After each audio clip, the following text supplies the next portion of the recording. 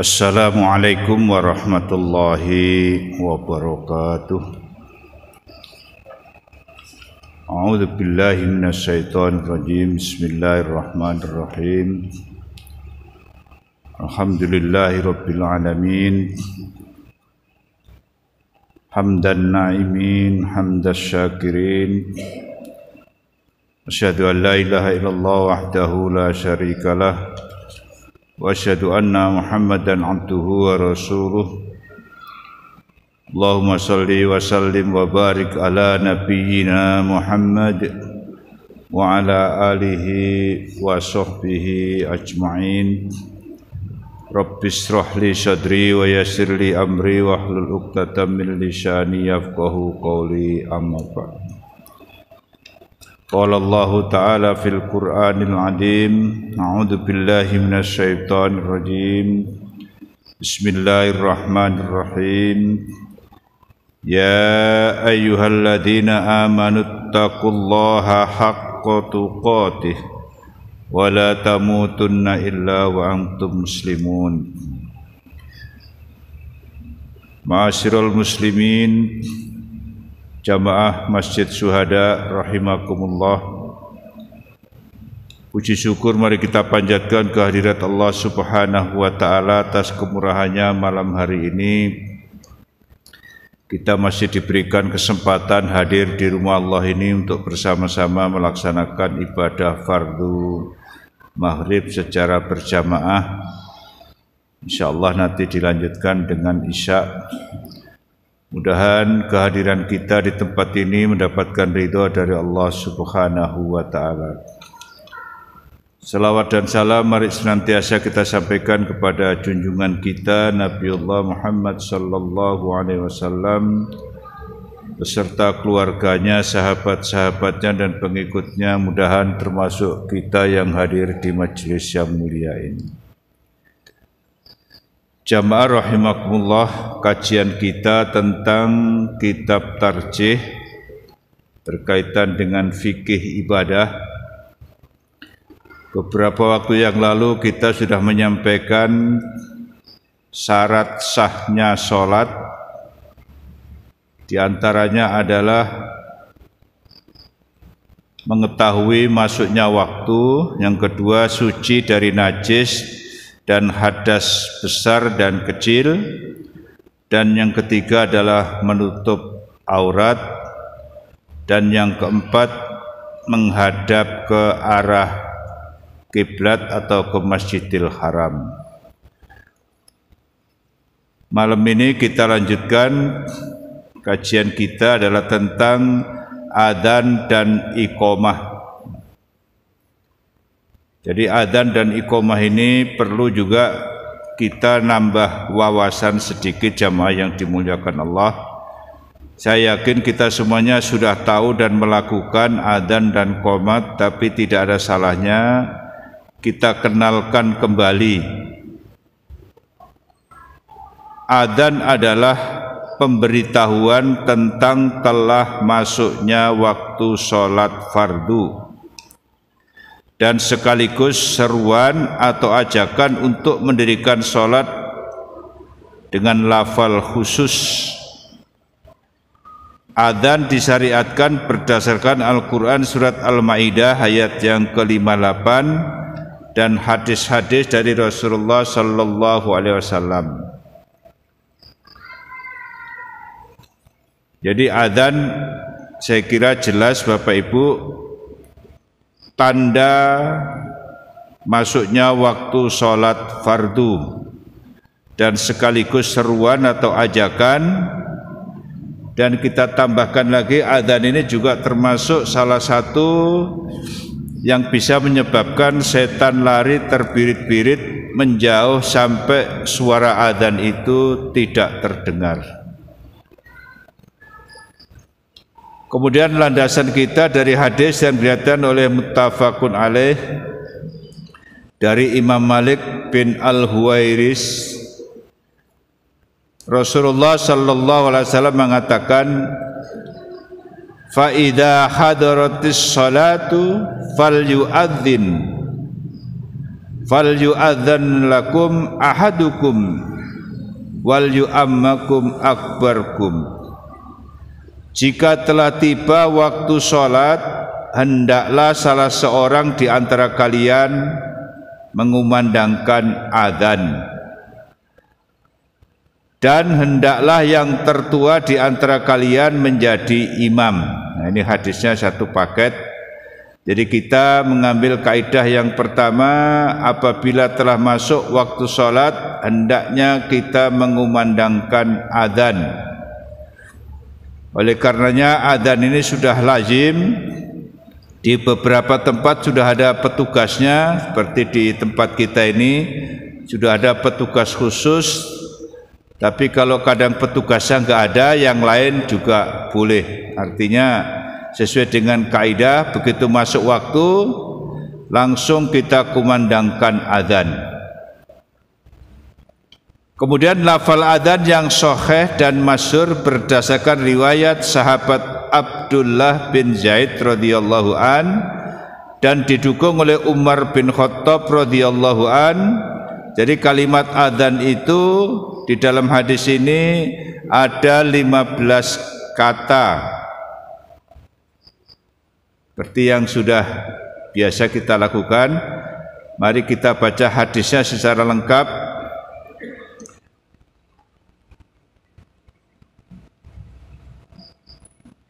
Lafal adzan sesuai dengan hadis yang diriwayatkan oleh Imam Ahmad, Imam Tirmidzi, Abu Daud dan Ibnu Majah. Seperti yang sudah lazim kita lakukan, karena ada kelompok lain adzannya juga lain yang sudah dilarang di negeri kita ini, maka kita mempertahankan seperti yang diajarkan oleh Rasulullah. Allahu Akbar, Allahu Akbar, banyak 2 kali. Asyhadu an la ilaha illallah juga sebanyak 2 kali. Asyhadu anna Muhammadar Rasulullah juga 2 kali.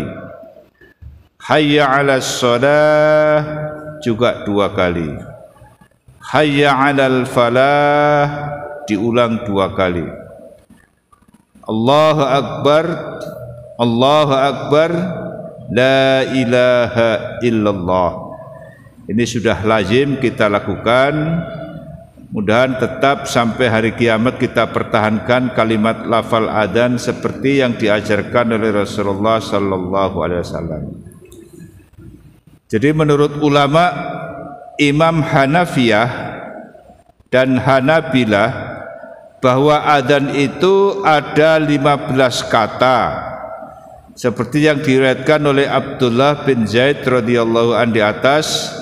Dan inilah pendapat yang sangat sahih yang terpilih dari jumhur ulama. Nah, kemudian adzan ini khusus pada waktu sholat subuh, sunnah mengumandangkan adzan itu 2 kali, yakni sebelum terbit fajar atau sebelum masuk waktu sholat subuh dan pas masuk waktu sholat subuh. Bila adzan biasanya pertama di waktu masih gelap sebelum terbit fajar.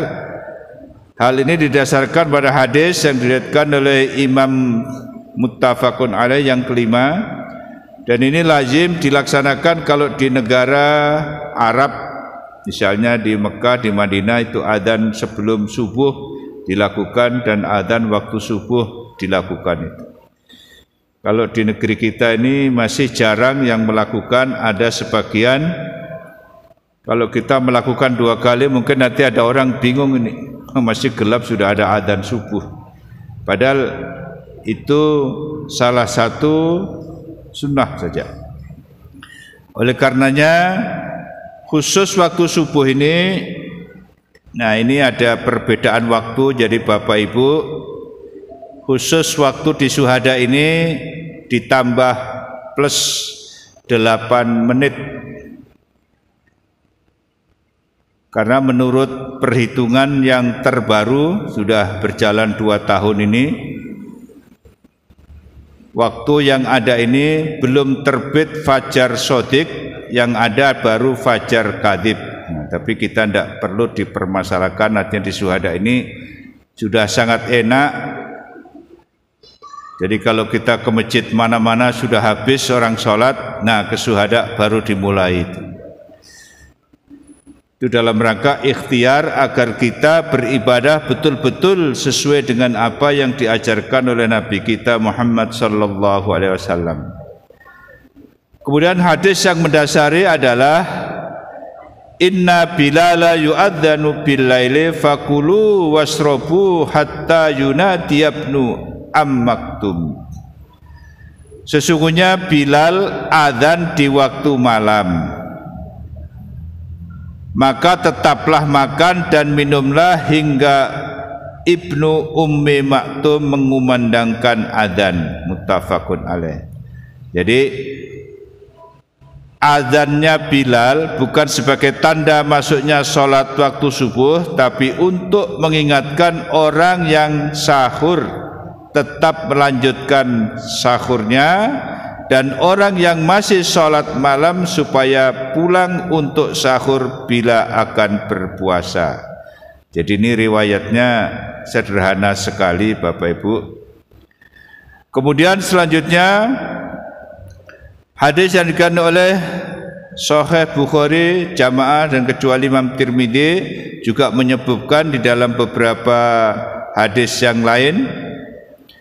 Sedangkan adzan Ibnu Ummi Maktum pas masuk waktu sholat subuh. Jadi khusus adzan subuh setelah hayya alal falah dituntunkan melafalkan kalimat tasbih, yakni as-salatu khairum minan naum. Ini berdasarkan hadis dari Rasulullah sallallahu alaihi wasallam yang diriwayatkan oleh Abu Daud, Imam Ahmad, Al-Baihaqi dan Imam Mahzur.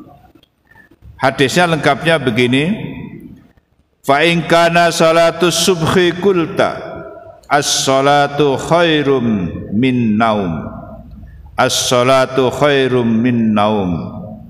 Allahu akbar, Allahu akbar, la ilaha illallah. Yang artinya, jika sudah masuk waktu sholat subuh, maka ucapkanlah as-salatu khairum minan naum. As-salatu khairum minan naum. Baru Allahu akbar, Allahu akbar, la ilaha illallah. Hadis riwayat Abu Daud. Jadi ini beberapa dasar, dan ini karena sudah biasa kita lakukan, kita hanya ingin menyampaikan, memperkuat landasan hukum yang kita lakukan. InsyaAllah semakin mantap kalau kita tahu hadis-hadisnya itu. Kemudian selanjutnya, bagi yang mendengar adzan dituntunkan menjawab adzan seperti bacaan adzan yang dilakukan oleh muadzin, kecuali pada ucapan hayya 'alas shalah dan hayya 'alal falah, maka mengucapkan jawabannya adalah la haula wala quwwata illa billah. Hadis sahih riwayat Imam Muslim dan Imam Nasai. Sedangkan kalau ada jawab, ini mohon maaf, sering ada orang jawab tuh kalau as-salatu khairum minan naum, ada yang jawab shadaqta wa bararta. Untuk kalimat tasbih yang seperti kita sampaikan tadi, kita tidak menemukan sumber hadis sehingga cukup mengucapkan seperti azannya muadzin saja. Hadis riwayat Imam Jamaah. Dan segera bangun untuk sholat, karena kalimatnya jelas as-salatu khairum minan naum. Kalau kita artikan, sholat itu lebih utama daripada sholat. Sholat itu lebih utama daripada tidur. Nah, maksudnya begitu. Nah, kemudian ada penjelasan lain Bapak Ibu. Misalnya suatu saat kita pas sudah ada di masjid ini, belum masuk waktu, cuaca bagus, pas mau masuk subuh hujan lebat. Nah, karena di riwayat ini dijelaskan kalau hujan lebat di zaman Nabi itu Ini zaman Nabi ya, kalau zaman kita ini kan berbeda Bapak Ibu. Tapi kalau mau mempraktekkan juga boleh. Kalau zaman Nabi hujan lebat, maka Bilal mengumandangkan, ditambah kalimatnya, Sallu fi buyutikum, salatlah di rumahmu masing-masing. Atau kalimat yang lain, Sallu fi rihalikum, salatlah di tempat tinggalmu. Jadi ini tambahan, tapi kalau di tempat kita ini kayaknya kita sepakat aja tidak memberlakukan itu, karena jamaah kita ini aman aja Pak. Yang rodanya 4 tidak apa-apa kena hujan, yang roda 2 pakai payung, yang rumahnya dekat pakai payung. Kalau zaman Nabi kan masih susah. Dan kayaknya di tempat kita ini belum pernah memberlakukan Sallu fi rihalikum. Tambahan Bapak Ibu. Kemudian apabila sholat hendak dimulai, nah ini sudah selesai adzan, apabila kita mau melaksanakan sholat supaya menyerukan iqamah, yakni mengucapkan kalimat lafal-lafal tertentu sebagai tanda bahwa sholat akan segera didirikan. Lafal iqamah ini terdiri dari 11 kata. Nah, kalau adzan tadi 15, kalau qomat ini hanya 11. Saya kira sudah biasa. Hadisnya riwayat Imam Ahmad, An-Nasai, Abu Daud, Imam Ad-Daruqutni, Ibnu Hibban, Ibnu Umar, dan Abdullah bin Zaid radhiyallahu an. Kalimat iqamah adalah Allahu Akbar, Allahu Akbar, asyhadu an la ilaha illallah, asyhadu anna Muhammadar Rasulullah, hayya 'alas shalah, hayya 'alal falah, qad qamatis shalah, qad qamatis shalah, Allahu Akbar, Allahu Akbar, la ilaha illallah. Saya kira ini sudah biasa. Kemudian selanjutnya pendapat ini dipegangi pula oleh ulama Syafi'iyah dan Hambaliyah yang mengatakan bahwa berdasarkan riwayat di atas, maka lafal iqamah hanya berjumlah 11 kata saja. Mengingat pentingnya jamaah, maka pada saat iqamah dikumandangkan tidak boleh lagi ada orang sholat sunnah. Sebagaimana Nabi mewanti-wanti kepada kita dalam salah satu hadis diriwayatkan oleh Al-Jamaah. Kalimatnya sederhana sekali Bapak Ibu. Idza uqimat as-shalah fala sholata illal maktubah. Apabila salat sudah diiqamati, maka tidak ada lagi salat sunnah kecuali sholat wajib. Jadi ini perlu jadi pengertian kita, tapi kita ini sudah ada rambu-rambunya di masjid kita ini Bapak Ibu. Kalau kurang 2 menit ya sebaiknya tidak usahlah sholat sunnah itu. Babnya kalau kurang 2 menit itu buru-buru itu. Kalau masih 3 menit, 4 menit. Jadi kalau ada misalnya di antara kita sholat baru dapat 1 rakaat, kemudian sudah dikomandangkan iqamah, maka sebaiknya sholat sunnah itu dibatalkan dan insya Allah sudah dicatat melaksanakan sholat sunnah. Jadi jangan dipaksakan Bapak Ibu, kecuali kalau iqamah dikomandangkan kita sudah duduk tasahud akhir, sempurnakanlah sholat sunnah itu. Jadi ini pentingnya ibadah Bapak Ibu supaya tidak mengganggu yang lain, apalagi mohon maaf sudah tinggal kurang 2 menit, ngambil saf di depan lagi, sholat sunnah lagi. Muadzin sudah iqamah, dia belum selesai, baru rakaat kedua. Makanya kalau anu tuh ya kita agak mundur-mundur lah, cari tiang-tiang begitu. Karena tiang itu juga sebagai sutroh itu. Jadi ini mari kita biasakan, khususnya yang sudah terbiasa di sini, kita sudah punya rambu-rambu ada jamnya. Ya mohonlah kalau kurang 2 menit, karena 2 menit itu pendek sekali Pak. Kan imam tuh biasanya kurang 1 menit sudah siap-siap maju itu. supaya tidak ada perasaan-perasaan lain di antara kita ini. Sebab jadi imam nih Pak, kadang ada perasaan salah, kadang ada perasaan lebih juga. Mau kita setar masih ada orang sholat sunnah, apalagi kalau ada tamu musafir yang jauh itu kita tidak pernah kenal kan, tidak disetar, waktu kita kadang sudah berjalan terus. Makanya dikasih rambu-rambu dengan pakai itu tanda-tanda kita itu, harapannya supaya antara jamaah makmum dengan imam itu tidak ada prasangka-prasangka yang tidak baik. Kalau kita dilajarkan Bapak Ibu, biasa dulu kalau kita di kader di perserikatan ini, di sekolah juga kita biasakan, sebelum iqamah dikumandangkan, imam sudah berdiri di depan dan jamaah sudah berdiri semua. Nah, tapi kalau di sini kayaknya masih agak susah ini. Kadang saja iqamah sudah selesai masih ada yang tidak berdiri-berdiri, padahal sudah qad qamati shalah, itu harusnya sudah batas limit terakhirnya itu. Jadi ini penting Bapak Ibu.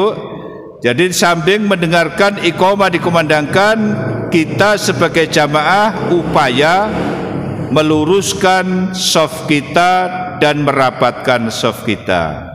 Nah, kalimat rapat ini ada beberapa pendapat. Ada yang rapat betul. Nah, rapat betul itu ya mepet banget.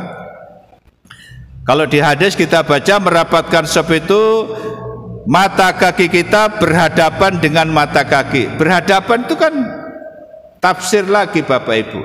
Lain kalau mata kaki ketemu dengan mata kaki, nah itu mepet. Tapi kalau berhadapan saja, bisa aja kita dengan padal wadik ini berhadapan juga bisa itu.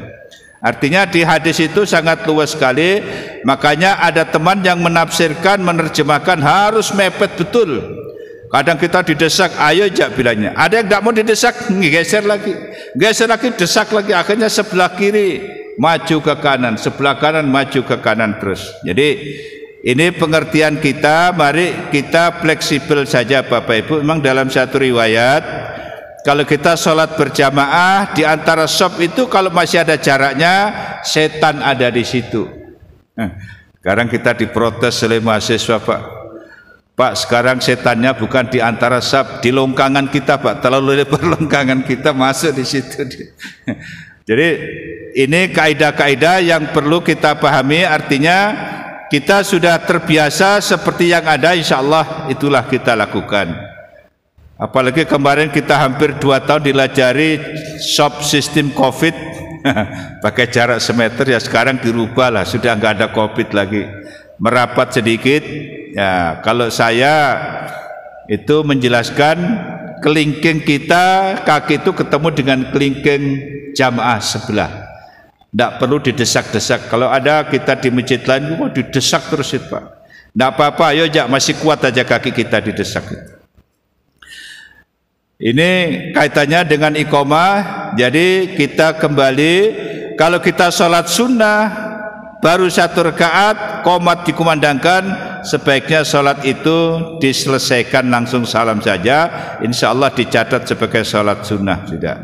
Tapi kalau kita mau bijak, ya kalau kurang 2 menit, apalagi kurang 1 menit, kita balap-balap sholat itu kan tidak boleh juga buru-buru tuh, harus tumakninah itu. Akan tetapi jika masih ada yang sedang sholat sunnah dalam gerakan terakhir, di sini dipertegas kembali, hendaknya, misalnya sudah tasawuf akhir tadi kan, hendaknya dia juga mempercepat sedikit. Kalau kita bacaan tasawuf akhir itu kan relatif aja, kalau kita bacanya agak lancar, insya Allah sebentar aja itu. Dan kalau masih kurang 1 rakaat, di sini diperintahkan hendaknya membatalkan sholat sunnahnya. Itu yang ada kaitannya Bapak Ibu. Kemudian di hadis yang lain, sebetulnya iqamah ini adalah haknya imam, tapi imam boleh menunjuk siapa saja. Oleh karenanya, karena kita sudah mentradisikan siapa yang adzan ya siapa yang qamah, insya Allah imamnya sepakat aja itu Bapak Ibu. Karena ini hak imam untuk iqamah menunjuk siapa saja boleh. Kita bersepakat aja, mudahan di syuhada ini imamnya sepakat aja, siapa yang iqamah silahkan aja.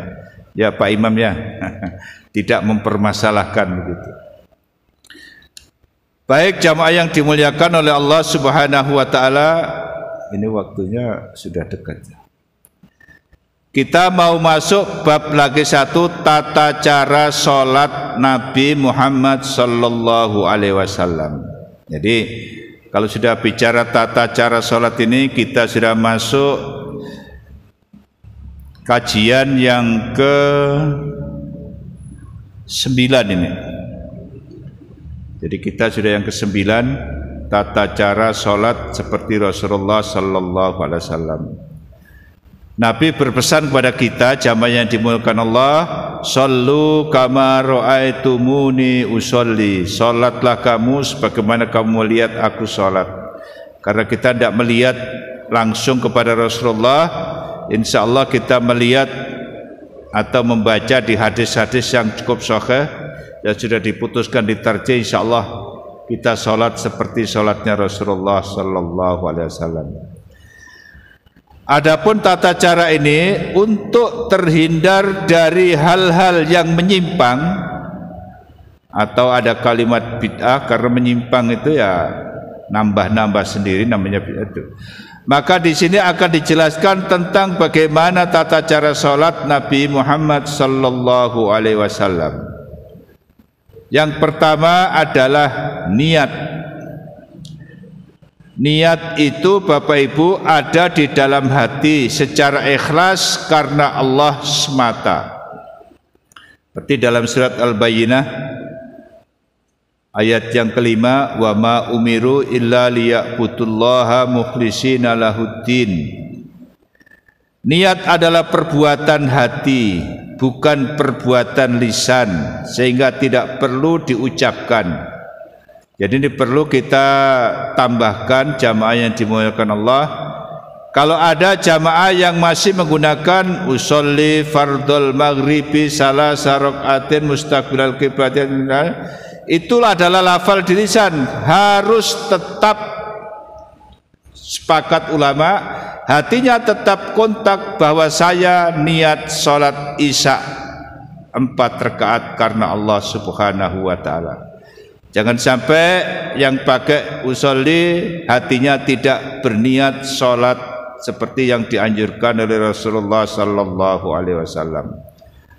Jadi kita simpulkan niat adalah perbuatan hati, bukan perbuatan mulut, sehingga tidak perlu diucapkan. Apalagi tidak ada satupun hadis yang menjelaskan tentang adanya tuntunan melafalkan niat ketika hendak memulai sholat. Niat secara bahasa berarti menyengaja. Jadi harus hatinya itu ada menyengaja itu. Sehingga siapapun yang menyengaja suatu perbuatan, maka sebenarnya ia telah mempunyai niat di dalam hatinya. Cuman juga mohon maaf ini jamaah yang dimuliakan Allah, kalau kita sholat juga jangan jugalah begitu langsung jalan engkau langsung takbir, ya ada sedikit jedah lah. Mohon kepada Allah, kita dianjurkan paling enggak baca a'udzubillahi minasyaitonirrajim, karena itu adalah mohon perlindungan Allah dari godaan setan. Jadi ada etika, ada akhlak kalau kita sholat, walaupun dalam hati betul, tapi hendaknya kita berdiam sejenak lah baru kita bertakbir gitu. Kemudian tata cara yang kedua, kita berdiri sempurna menghadap ke arah kiblat. Hal ini diperintahkan oleh Allah Subhanahu wa taala dalam surat Al-Baqarah ayat 238, hafidhu 'alas sholawati was sholatil wusta wa qumu lillahi qanitin. Peliharalah segala sholatmu dan peliharalah sholat wusta, yakni sholat asar. Berdirilah karena Allah dalam sholatmu dengan khusyuk. Demikian pula sabda Nabi kita Muhammad sallallahu alaihi wasallam ketika menjawab pertanyaan sahabat.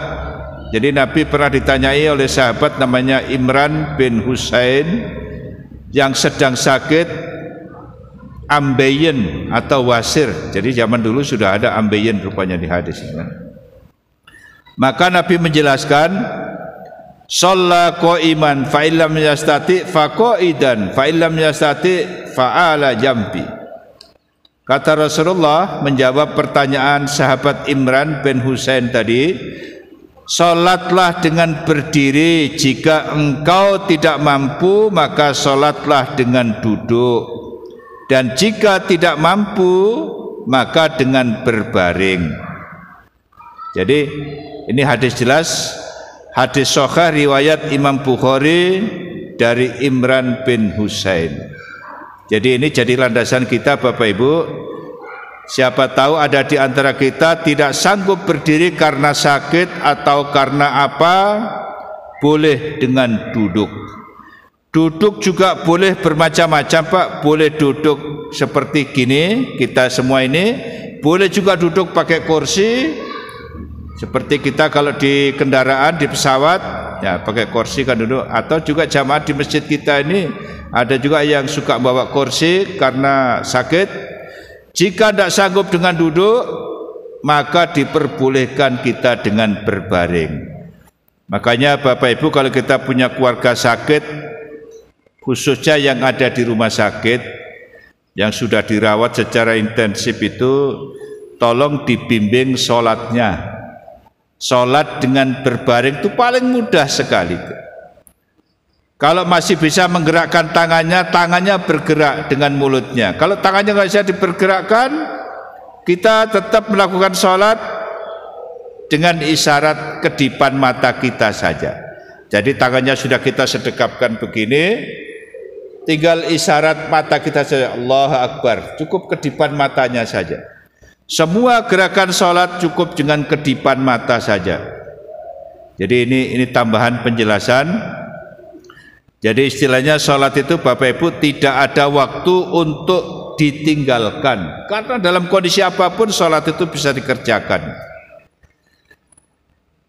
Kalau juga sudah tidak bisa lagi mengedipkan matanya, maka yang terakhir ya kita pejamkan sekalian matanya itu.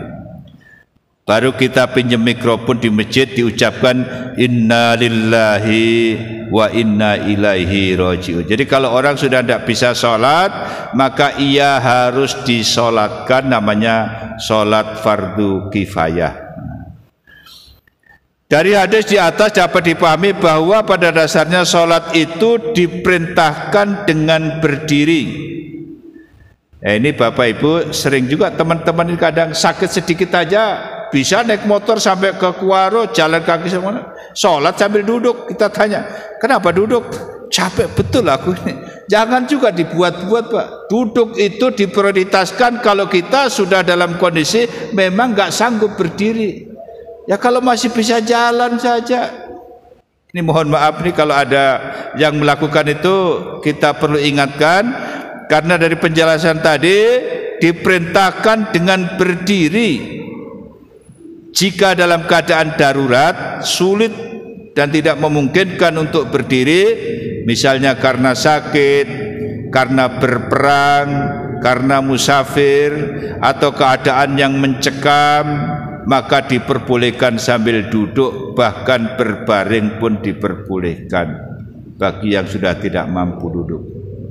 Jadi ini kaidah, jangan sampai ada yang menambah-nambahkan sakit sedikit, ambil duduk. Kayaknya itu membuat hukum yang sangat meringankan sendiri itu. Kemudian selanjutnya setelah berdiri, niat sudah tadi. Yang ketiga adalah bertakbir dengan mengucapkan kalimat Allahu Akbar. Jadi Bapak Ibu, takbir ini tidak boleh main-main, harus diucapkan dengan benar. Cukup satu kalimat saja, Allahu Akbar. Sampai jam berapa isya? Belum. Kemudian kaitannya dengan takbir ini, jamaah yang dimuliakan Allah, ada hadis yang perlu kita sampaikan pada kesempatan yang berbahagia ini. Takbir pertama ini disebut dengan takbiratul ihram. Disebut demikian karena setelah takbir itu diharamkan melakukan gerakan-gerakan lain di luar gerakan yang dituntunkan di dalam sholat hingga salam. Saya kira jelas Pak ya, kalau namanya takbiratul ihram itu kita tidak boleh menggerakkan tubuh kita kecuali gerakan-gerakan yang ada di dalam sholat saja. Ini ada tambahan penjelasan Bapak Ibu. Makanya kalau kita takbir, kita sudah berdiri, hendaknya pandangan mata kita diarahkan ke tempat sujud. Jadi tolong Bapak Ibu biasakan kalau kita sudah takbir, pandangan mata kita diarahkan ke tempat sujud. Apa alasannya? Banyak sekali alasannya. Pertama, untuk menambah kekhusyuan kita. Yang kedua, siapa tahu di tempat yang akan kita gunakan sujud itu, mohon maaf, zaman dulu itu kan banyak binatang Pak. Misalnya ada ulat, ada binatang yang kayak kalajengking, maka kita boleh pindah Pak, walaupun sudah takbir itu. Itu kan karena sesuatu. Misalnya kita sudah enak salat kan, tiba-tiba di depan kita ada ular, kita boleh bergerak Pak, pindah. Itu kan karena ada sebab, jadi dibolehkan saja itu. Jangan sampai kita ada ular, biar aja kita lagi sholat. Kita diajarkan boleh kita menghindari. Termasuk kita yang bawa anak kecil, misalnya pas lagi sholat ikut kita, terus dia tertidur. Kalau kondisinya masih longgar, boleh kita pindah ke sebelahnya. Kalau kondisinya sempit, ya diangkat anaknya itu. Artinya dibolehkan saja gerakan-gerakan yang seperti itu. Kan ada riwayat Nabi pernah sujud itu lama betul. Ditanya oleh sahabat, ya Rasulullah, kenapa sholat engkau hari ini beda dengan yang lain, lama betul? Nabi menjawab, iya tadi cucuku Hasan, saya pas sujud dia duduk di kepala saya, di punggungnya sini. Nah, maka ditunggunya sampai turun, tidak turun-turun, lama betul. Akhirnya diturunkan oleh Rasulullah sallallahu alaihi wasallam. Jadi yang khusus punya anak kecil, misalnya kita sujud, ada cucu kita di atas kepala kita duduk, kita harus turunkan pelan-pelan. Jangan disakiti dia. Kadang ada orang tidak sabar, dicubitlah anaknya. Akhirnya menangis anaknya, mengganggu konsentrasi orang sholat. Padahal dibolehkan saja itu. Jadi itu gerakan-gerakan yang dibolehkan, yang dicontohkan dalam beberapa riwayat, dibolehkan saja Bapak Ibu. Jadi kita simpulkan, kalau kita bertakbir, hendaknya pandangan mata kita melihat ke tempat sujud kita. Dan takbir ini disyariatkan dengan berdasarkan beberapa hadis, antara lain dalam riwayat Abu Hurairah bahwa Nabi sallallahu alaihi wasallam, "Idza kunta ila shalah fa asbiq wudu'a summa istaqbil qiblata fakabbar summa qra ma yassara ma'aka minal Qur'an." Apabila kamu bangkit berdiri untuk sholat, maksudnya berdiri untuk sholat, maka sempurnakanlah dalam berwudu. Artinya sebelum kita melakukan sholat, berdiri tegak tadi, sempurnakan dulu wudu kita, selesaikan dengan baik. Kemudian menghadap kiblat, lalu bertakbirlah. Kemudian bacalah Al-Quran yang paling mudah yang ada padamu. Hadis riwayat muttafaqun alaih. Nah, penjelasan ini melakukan takbiratul ihram itu, yang pertama adalah mengangkat kedua tangan kita sejajar dengan telinga dan bahu sekaligus sambil bertakbir Allahu Akbar. Hal ini didasarkan hadis dari Abu Qulabah bahwa Malik bin Al-Huwairis radhiyallahu an mengatakan, idza kabbaro rafa'a yadayhi hatta yuhadiya bihima udunaihi, yang artinya apabila bertakbir beliau mengangkat kedua tangannya hingga kedua sejajar dengan kedua telinganya. Jadi ini juga perlu dipraktekkan penjelasan Bapak Ibu. Kita dianjurkan oleh Rasulullah kalau kita bertakbir Allah Akbar mengangkat tangan kita sejajar dengan daun telinga. Mohon maaf, takbir itu tangan kita harus menghadap ke kiblat. Jangan sampai ada yang miring begini, ini kan ada kan begini kan. Yang benar itu tangan kita menghadap ke arah kiblat begini. Jadi angkat setinggi-tingginya sejajar dengan daun telinga. Sejajar dengan daun telinga itu Bapak Ibu sampai sini sejajar juga, sampai sini sejajar juga. Artinya tingginya jangan melebihi dan jangan dikurangi kalau bisa itu, karena hadisnya seperti itu. Jadi mengangkat tangan setinggi-tingginya sejajar dengan daun telinga dan bahu kita ini sejajar bahu kita ini. Jadi itu tata cara mengangkat tangan dan menyadarkan bahunya kepada Rasulullah sallallahu alaihi wasallam. Artinya beliau mengangkat kedua tangannya hingga keduanya sejajar dengan kedua telinganya dan menyandarkan perbuatannya kepada Rasulullah sallallahu alaihi wasallam. Hadis sahih riwayat Imam Muslim dari Baihaqi dari Ibnu Hibban. Kemudian selanjutnya hadis yang kedua dari Ibnu Umar radhiyallahu an juga menceritakan bahwa Rasulullah sallallahu alaihi wasallam idza qama fi sholati rafa'a yadayhi hatta takuna khuswa mangkihi. Apabila beliau sallallahu alaihi wasallam Rasulullah sallallahu alaihi wasallam berdiri untuk salat, beliau mengangkat kedua tangannya hingga keduanya sejajar dengan bahunya dan telapak tangannya sejajar dengan daun telinga kita. Jadi ini Bapak Ibu baru kita sampai takbir waktu kita sudah masuk. Insyaallah nanti ada kesempatan yang akan datang kita lanjutkan. Ini baru tata cara sampai niat berdiri dan bertakbir mengangkat kedua tangan kita. Mudahan sedikit yang kita sampaikan ini ada manfaatnya, kurang lebihnya mohon maaf. Billahi taufiq wal hidayah. Assalamualaikum warahmatullahi wabarakatuh.